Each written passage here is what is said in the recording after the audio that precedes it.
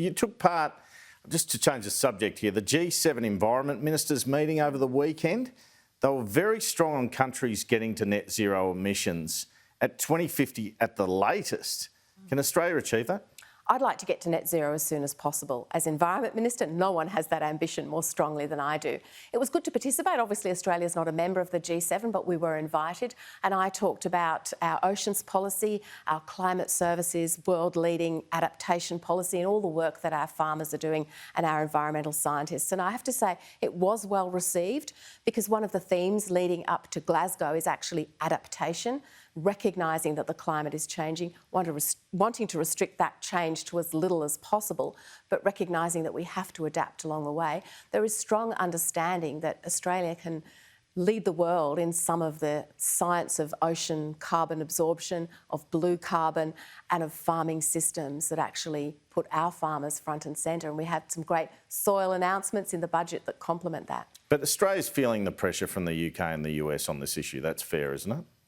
I think Australia is explaining to the UK and the US what it is that we're doing. I had a call with Arthur Sinodinos this morning to talk about our oceans package and the meaning that it might have and the linkages that we can have. And I know that Special Envoy Kerry is interested in us participating in technology when it comes to green hydrogen.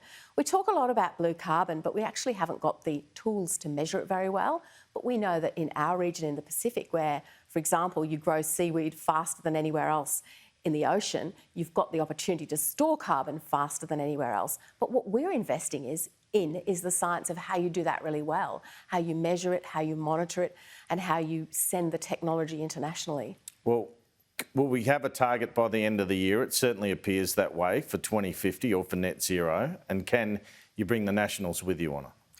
I think the government is very aligned on this, and while everyone doesn't agree with everything, and it's not for me to say when that target might be announced, the Prime Minister's made it very clear, Angus Taylor's made it very clear, as soon as possible.